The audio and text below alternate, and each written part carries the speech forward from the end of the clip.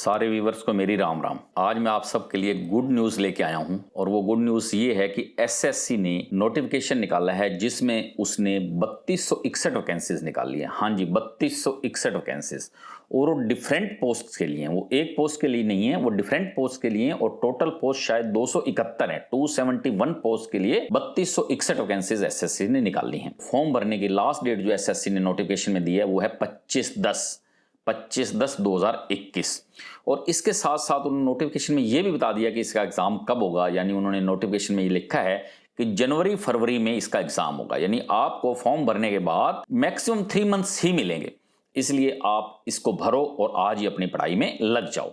और जो ये डिफरेंट पोस्ट हैं उसमें आपका क्या है कि सब एसएससी, सीजीएल, सीएचएसएल, एमटीएस इसी पैटर्न पे ही हैं। और कुछ पोस्ट मैट्रिक के लिए, कुछ +2 के लिए, कुछ ग्रेजुएशन के लिए हैं और सारी अलग अलग पोस्ट सबको मिला के 3261 वैकेंसीज बनती हैं। ये जितनी भी पोस्ट हैं ये सब 1800 पे ग्रेड से लेके 4600 पे ग्रेड तक हैं। एसएससी की अगर आप नोटिफिकेशन देखें तो उसमें आप देख सकते हैं कि किस पोस्ट की कितनी वैकेंसीज हैं, किस रीजन में कितनी वैकेंसीज हैं और किस डिपार्टमेंट में कितनी वैकेंसीज हैं। यानी इनको देख के आप अपने अकॉर्डिंगली फॉर्म भर सकते हो कि आपको किस डिपार्टमेंट में जाना चाहते हैं, आप किस रीजन में जाना चाहते हैं। होम पोस्टिंग लेना चाहते हैं तो उस रीजन में नेचुरली जाएंगे जो आपके घर के आसपास होगा। और ये सब कुछ आपको नोटिफिकेशन में मिल जाएगा और उसका लिंक मैं अपने डिस्क्रिप्शन में डाल। बाकी तो इन पोस्ट में सब कुछ एसएससी, सीजीएल, सीएचएसएल, एमटीएस की तरह ही है। इसका एग्जाम पैटर्न भी वैसा ही होगा, बट इसमें एक चीज़ उन सबसे अलग है। जैसे आप सीजीएल में एक ही फॉर्म भरेंगे, सब पोस्ट उसमें अप्लाई कर सकते हैं। ऐसे सीएचएसएल में एक ही पोस्ट भर के अप्लाई कर सकते हैं सारी पोस्ट, और एमटीएस में भी एक ही फॉर्म भरेंगे और उसमें आप सारी ऑप्शंस दे सकते हैं। लेकिन इसमें ऐसा नहीं है, इसमें आपको हर पोस्ट के लिए एक अलग से फॉर्म भरना होगा। हाँ जी, हर पोस्ट के लिए एक अलग से फॉर्म भरना होगा। यदि आप 2 पोस्ट के लिए फॉर्म भरना चाहते हैं तो 2 फॉर्म भरने होंगे, 3 पोस्ट के लिए अप्लाई करना चाहते हैं 3 फॉर्म भरने होंगे। इसलिए हर पोस्ट के लिए अलग अलग फॉर्म है और हर पोस्ट के लिए आपको फीस भी अलग से देनी होगी।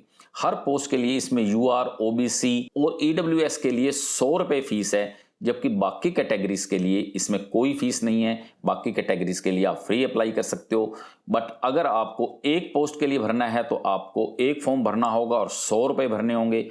2 पोस्ट के लिए भरना है, 2 फॉर्म हो गए, 200 रुपये हो गए। ये एसएससी ने पता नहीं इसमें ऐसा क्यों किया है। खैर, जो भी किया है आपको उसी के अकॉर्डिंगली इसमें आपको अपने फॉर्म भरने होंगे और अपनी फीस भरनी होगी। इन पोस्ट में भी जो एज लिमिट है वो 18 साल से 30 साल तक, अलग अलग पोस्ट के लिए अलग अलग। कुछ पोस्ट में ये एज 18 से 25 साल है, कुछ में 18 से 27, कुछ में 18 से 30, कुछ में 20 से 30। यानी अलग अलग पोस्ट के लिए अलग अलग एज होनी चाहिए। और ये जो एज देखी जाएगी ये 1/1/2021 यानी 1 जनवरी 2021 को देखी जाएगी। यानी ये एज जो है आपकी अगर 18 से 30 वाली है तो आपको 1/1/2021 को 18 साल के पूरे होने चाहिए और 30 साल से ज्यादा नहीं होने चाहिए।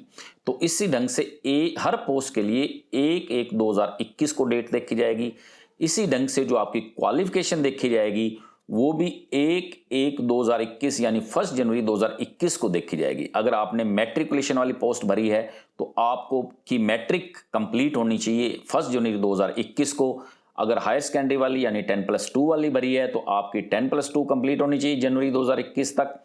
और अगर आपकी ग्रेजुएशन वाली आपने पोस्ट भरी है तो आपकी डिग्री भी कंप्लीट होनी चाहिए, ग्रेजुएशन भी कंप्लीट होनी चाहिए 1 जनवरी 2021 तक। जैसा कि मैंने आपको बताया कि इसमें तीनों क्वालिफिकेशंस की पोस्ट हैं, यानी मैट्रिक के लिए भी है, 10+2 के लिए भी है और ग्रेजुएशन के लिए भी है। तो जो मैट्रिक हैं वो सिर्फ वही पोस्ट भर सकते हैं जो मैट्रिक के लिए हैं।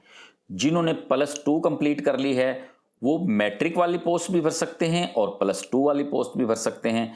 इसी ढंग से जो ग्रेजुएट हैं वो तीनों पोस्ट चाहे तो भर सकते हैं, मैट्रिक वाली भी भर सकते हैं, +2 वाली भी भर सकते हैं, ग्रेजुएशन वाली भी भर सकते हैं। आपके ऊपर है, आपका ऑप्शन है ये। इन पोस्ट के लिए 3 तरह के एग्जाम होंगे। जिन्होंने सिर्फ मैट्रिक की पोस्ट भरी है उन्हें सिर्फ एक एग्जाम देना होगा, मैट्रिकुलेशन लेवल का जो होगा। जिन्होंने दोनों तरह की पोस्ट भरी हैं यानी मैट्रिक के लिए भी और 10+2 के लिए भी, उन्हें 2 तरह का एग्जाम देना होगा। यानी जो मैट्रिकुलेशन लेवल का है वो भी और 10+2 लेवल का है, हायर सेकेंडरी लेवल का है वो भी।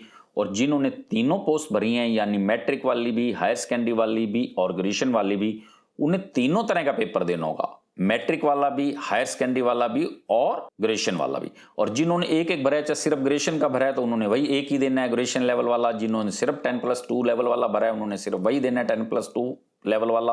और जिन्होंने सिर्फ मैट्रिक वाला भरा है उन्होंने सिर्फ मैट्रिक वाला ही देना है। यानी इसमें आप एक एग्जाम भी दे सकते हैं, 2 भी दे सकते हैं और 3 भी दे सकते हैं। ये आप पे है कि आपने किस तरह की पोस्ट भरी हैं, उसी हिसाब से आपका एग्जाम होगा। और सबसे बड़ी बात, इसमें सिर्फ टियर 1 होगा। यहां ये थोड़ा सा एसएससी, सीजीएल, सीएचएसएल और एमटीएस से अलग है। इसमें सिर्फ टियर 1 होगा। टियर 2 या टियर 3 का कोई चक्कर नहीं रहेगा। आपकी जो भी मेरिट बनेगी, सिलेक्शन जो भी होगी, वो टियर 1 के मार्क्स के ऊपर ही होगी। टियर 1 के मार्क्स को ही देख के आपकी सिलेक्शन की जाएगी, उसी हिसाब से कट ऑफ आएगी। हाँ, कुछ पोस्ट के लिए इसमें स्किल टेस्ट जरूरी है, लेकिन वो सिर्फ क्वालिफाइंग होगा।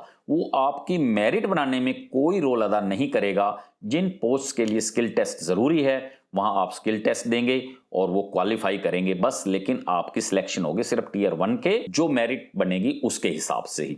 और जब टियर 1 को आप क्लियर कर जाओगे तो उसके बाद जो आपने फॉर्म भरा था ओरिजिनली, उसकी हार्ड कॉपी प्लस अपने डॉक्यूमेंट्स, ये सारे वेरिफिकेशन के लिए हार्ड कॉपी सबकी भेजेंगे आप अपने रीजन में, वहां चेक होंगी। उसके बाद ही स्किल टेस्ट होगा। अगर स्किल टेस्ट आप देना चाहते हैं तो देंगे। और फिर जब ये सब हो जाएगा प्रोसेस, तो उसके बाद आपको डॉक्यूमेंट वेरिफिकेशन के लिए बुलाया जाएगा। जिस रीजन से आपने जो फॉर्म भरा है उसी रीजन में आपको अपने डॉक्यूमेंट वेरिफिकेशन के लिए बुलाया जाएगा। और डॉक्यूमेंट वेरिफिकेशन कंप्लीट होने के बाद ही फाइनल रिजल्ट आएगा।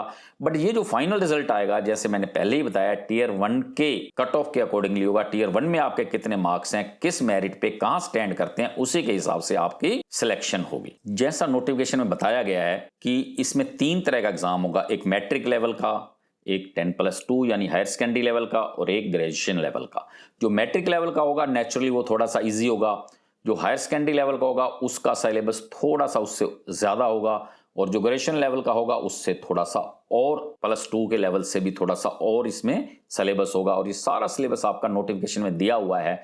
अगर फिर भी आपको कहीं कोई भी दिक्कत आती है तो आप मेरे से कमेंट बॉक्स में पूछ सकते हैं, मैं जल्दी से जल्दी उसका जवाब दूंगा और जरूर दूंगा। इस एग्जाम का जो पैटर्न होगा वो भी एसएससी, सीजीएल, सीएचएसएल और एमटीएस के अकॉर्डिंगली ही होगा। इसमें भी आपका जो पेपर होगा वो 4 पार्ट्स में डिवाइडेड होगा। एक उसमें आएगी जीके, 25 क्वेश्चंस होंगे, 2 नंबर का हर क्वेश्चन होगा यानी 50 नंबर की जीके। इसी ढंग से आपका आएगा रीजनिंग, जिसमें 25 क्वेश्चंस होंगे, हर क्वेश्चन 2 मार्क्स का होगा यानी 50 मार्क्स की वो हो गई। अकॉर्डिंगली आपका इंग्लिश और मैथमेटिक्स का भी 25-25 क्वेश्चंस का पार्ट होगा, यानी 2 नंबर का हर क्वेश्चन यानी 50-50 मार्क्स। और टोटल ये पेपर हो गया 200 मार्क्स का। इसमें नेगेटिव मार्किंग भी होगी, यानी हर गलत क्वेश्चन के 0.5 मार्क्स कट जाएंगे।